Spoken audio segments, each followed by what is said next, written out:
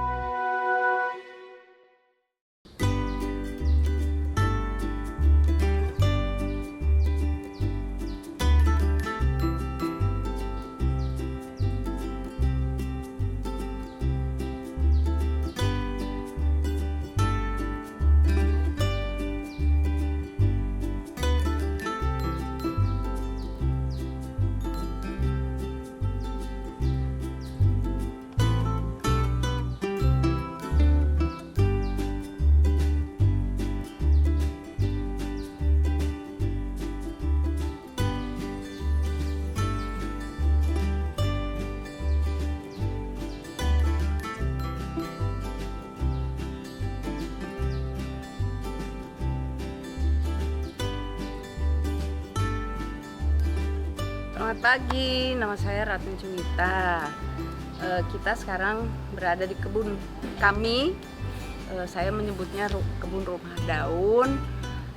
Kebun ini kami pergunakan ya untuk menanam sayur, pohon-pohon buah, dan ya berusaha mengembalikan ekosistemnya supaya semua sehat kembali, tanahnya sehat, sayuran yang ditanam di sini juga tanpa kimia. Kita berusaha juga mengundang binatang-binatang yang ada supaya semuanya kembali dalam siklus ekologi yang sehat.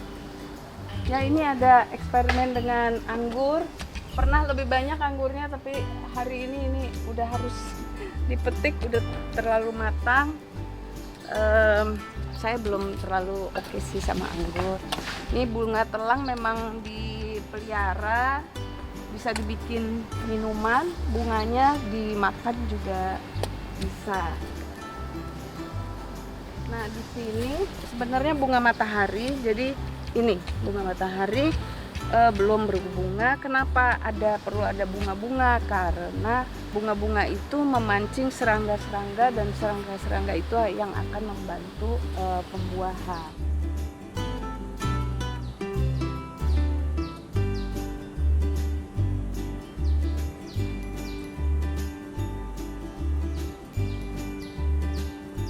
Sejak pandemi kemarin itu karena saya tidak bisa kemana-mana, rasanya jenuh kalau hanya di dalam rumah saja, dan kebetulan memang beberapa tahun sebelumnya juga pernah punya kebun, jadi saya mengaktifkan kembali kebun. Tapi ternyata berkebun itu tidak semudah yang awalnya saya pikir. Berkebun organik yang penting tidak ada kimia. Kemudian saya mulai belajar berkenalan dengan teman-teman Urban Farming Club. Dari sana kan kemudian ada biasa ya di grup WA belajar bikin ekoenzim, belajar bikin kompos, belajar bertanam sayur mayur. Lalu ada kursus permaculture design course gitu ya, saya ikut. Nah, dari situ sedikit demi sedikit ilmunya bertambah, tapi ya saya masih bereksperimen.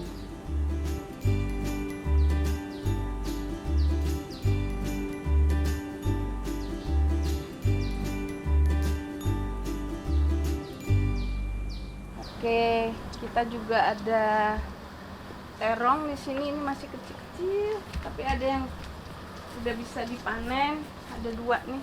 Ini tapi niatnya dibiarkan supaya kering, supaya kita punya benih Tapi lagi. ini udah berapa kali panen?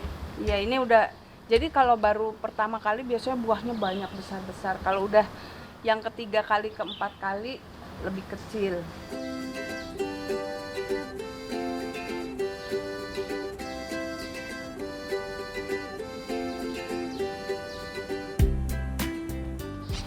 Nah, ini kalau daun-daun udah. Jadi kalau tanaman sayur atau yang berbuah itu memang kalau terlalu banyak daunnya jadinya menyebar, padahal kan kita maunya gizinya juga ke buah. Jadi kalau sudah tua kita potong. Nah, daun labu ini labu parang, sebetulnya daun-daun mudanya yang pucuk-pucuk masih muda sekali itu bisa dimakan. Bentar ya, saya cariin. Nah, yang masih begini nih masih bisa dimakan tapi harus dikupas. Itu enak sekali kalau bisa dimakan. Nah, kayak gini kan udah terlalu kuning ya. Nah, ini kita buang, kita kumpulin, masukin lagi ke kompos.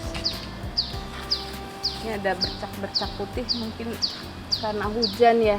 Ini kan sering hujan. Nah, daun labu ini jadi saya tanam udah keluar daun, tiba-tiba hilang. Jadi sekarang saya akalin, saya taruh pakis kering di bawah sini supaya nggak dimakan sama bekicot atau lintah. Ya semacam lintah yang kadang-kadang suka makanin sayuran. Jadi kalau kita taruh seperti ini kan bisa ranting juga, nusuk-nusuk. Jadi bekicot nggak mau naik ke sini, bekicot cari yang lain.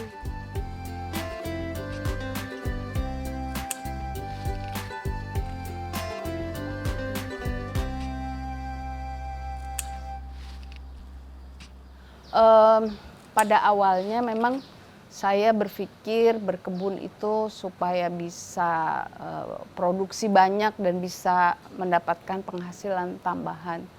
Tapi ternyata setelah belajar tentang permaculture, bukan itu yang penting gitu ya. Yang lebih penting adalah sebetulnya kita bisa mengembalikan ekologi yang ada di tempat kita. Jadi tanahnya yang tadinya keras jadi subur kembali, dan ketika kita menggunakan berbagai makanan ya, kita kan makan buah, makan sayur, makan nasi dan sebagainya yang dulunya kita buang, ternyata saya sekarang jadi aduh itu sampah basah itu seperti kita membuang emas kalau kita buang ke tempat sampah.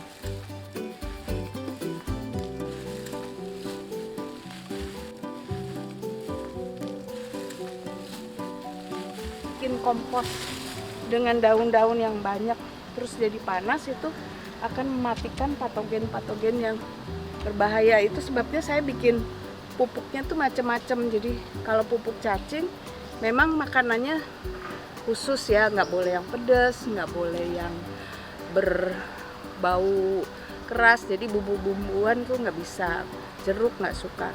Tapi kalau maggot tuh apa aja mereka makan.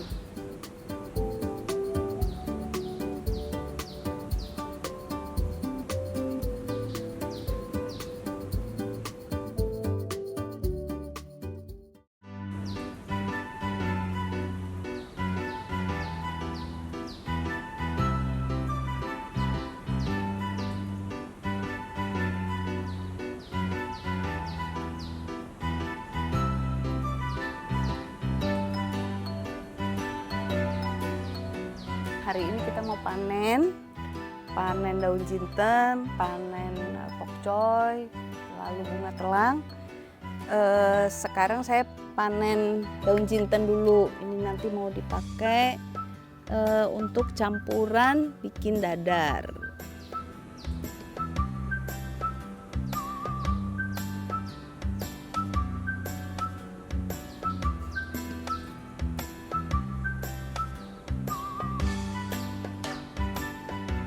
Yang menyenangkan dari kegiatan berkebun ini adalah Maksudnya kita, kalau saya keluar, nanti kemudian ya misalnya niatnya apa, niatnya kasih makan cacing atau niatnya memindahkan tanaman yang sudah disemai. Tapi seolah-olah kalau kita sudah di kebun, saya jadi lupa permasalahan yang membebani itu, bukan lupa ya, tapi tidak terlalu mengganggu. Nanti setelah berkebun 1 jam 2 jam itu rasanya enteng dan pikiran lebih jernih gitu.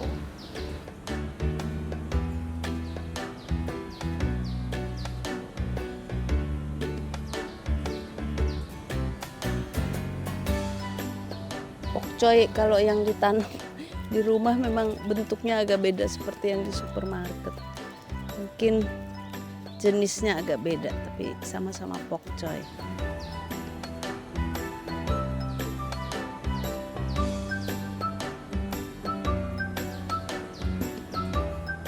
Jadi rumah ini sekitar mungkin 600-700 meter, tanahnya sendiri 4.000 gitu ya. Ya saya rasa dikurangi dengan macam-macam mungkin sekitar 3.000 meter ya. Nah dari permaculture saya belajar bahwa yang kita tanam paling dekat adalah yang paling sering kita gunakan gitu, yang paling sering kita datangi.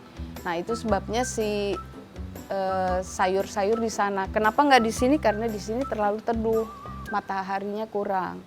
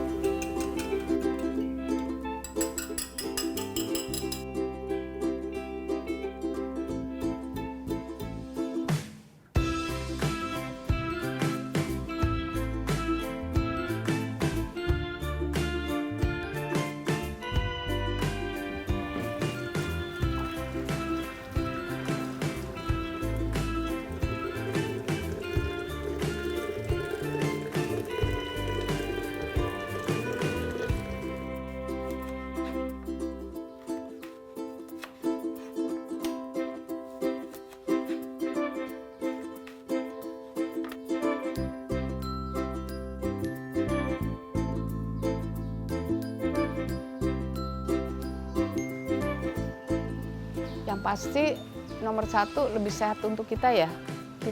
Kita tahu betul yang kita makan itu yang kita tanam, dan kita tahu ini nggak pakai kimia sama sekali. Dan itu saya merasakan makan si ketimun yang baru dipetik itu, raw food, itu benar-benar penuh dengan energi. Sejak itu tuh saya pikir ini memang benar nih, makan makanan yang tanpa kimia dan fresh itu memang penuh energi positif, dan itu juga yang memotivasi saya untuk berkebun lagi. Nah, jadi tentu ya hasilnya untuk kesehatan kita, tapi kegiatan berkebunnya sendiri menurut saya kita jadi keluar, kita dapat oksigen, kita dapat sinar matahari.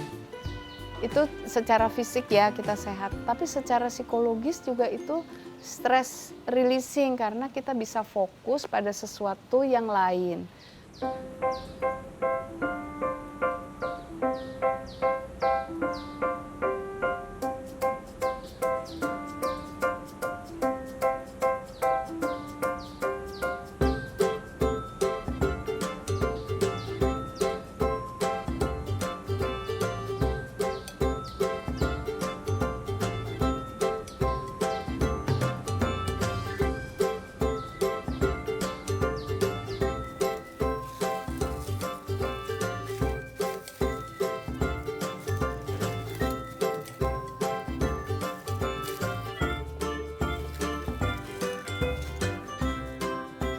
Jadi ini kan bijinya markisa, saya keringkan 15 menit. Ada yang bilang kalau ngambang itu bukan benih yang baik. Ada juga yang bilang bisa dicoba. Tadi benih yang sudah kita rendam sekitar 15 menit itu kita tanam. Kita masukkan dalam tanah. Jangan terlalu berdekatan karena nanti kan kita mau pindah, jadi perlu bisa ada jarak untuk memindahkannya.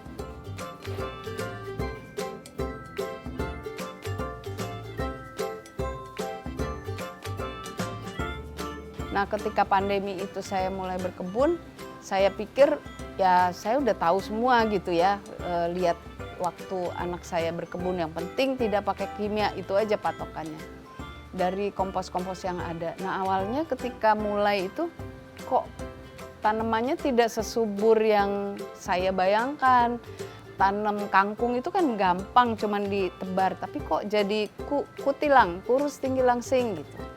Nah, setelah ikut grup-grup belajar berkebun itu, saya baru tahu bahwa oh, misalnya kalau menyebar benih kangkung jangan terlalu rapat.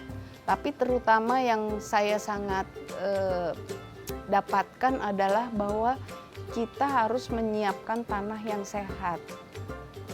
Dan kalau bedanya ya di permaculture sebetulnya diajarkan kita nggak usah mencangkul tanah, tapi kita bisa bikin raised bed, jadi ke atas. Nah, ada lapisan-lapisannya, paling bawah kertas, ranting, daun kering, potongan rumput, terus bisa sampah dapur misalnya supaya basah.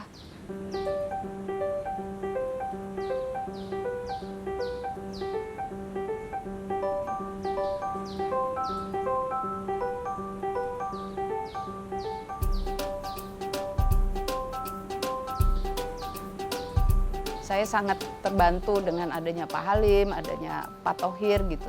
Mengajarkan ke mereka itu bukan begitu sistemnya sekarang ditumpuk, itu juga perlu waktu untuk membuktikan. Tapi setelah terbukti bahwa ternyata betul kalau kita melapis-lapis tanah itu justru buat kita lebih ringan karena nggak usah cangkul, dan tanaman yang jadi memang jauh lebih sehat. Tapi sekarang itu saya pikirannya bukan untuk produksi sebanyak-banyaknya, tapi sekarang saya pikir kita dalam tahap belajar, dan kalau bisa saya ingin sharing pelajaran-pelajaran yang saya sudah dapat dengan teman-teman atau tetangga yang tinggal di sekitar sini, bahwa sebetulnya nggak susah-susah amat loh berkebun itu gitu. Tapi memang jangan punya target harus produksi ini sekian. Nah, itu kalau targetnya produksi, akhirnya kita jadi berpikirnya harus misalnya kangkung harus kangkung banyak. Nah, ternyata kalau kita monokultur jadi hanya satu jenis atau dua jenis, itu justru kemungkinan dimakan oleh tiba-tiba serangga apa gitu habis itu justru lebih besar. Kan kalau dilihat di sini tanamannya macam-macam tapi sedikit-sedikit. Nah, itu mereka saling menjaga.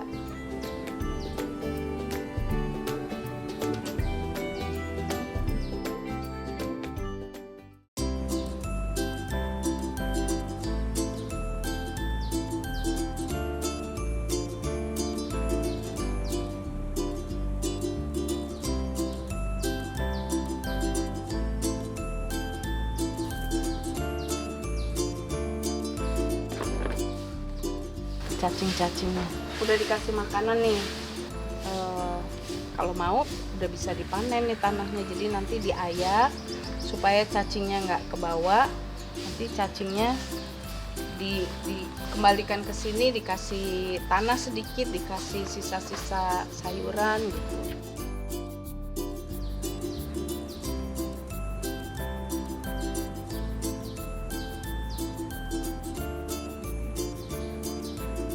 Kan lain tanah biasa kesuburannya gitu. Ini kan basah, ini agak kayak pasir-pasir gitu jadinya. kayak setengah pasir gitu.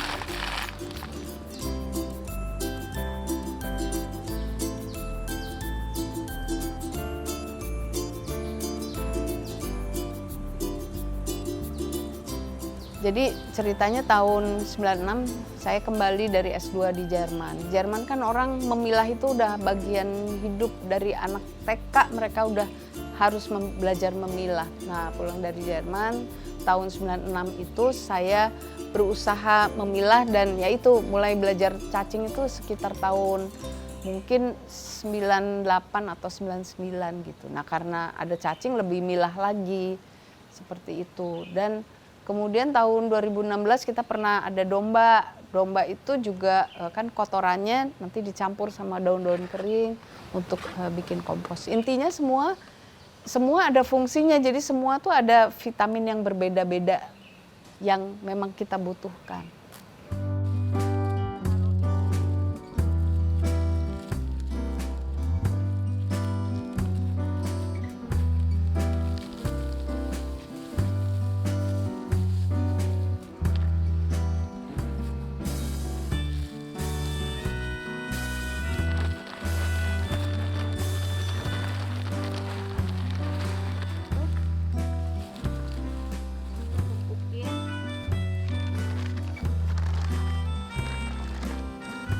Sebetulnya saya berharap pertanian yang ada sekarang itu justru lebih mengutamakan bagaimana mengembalikan ekologi dengan sehat.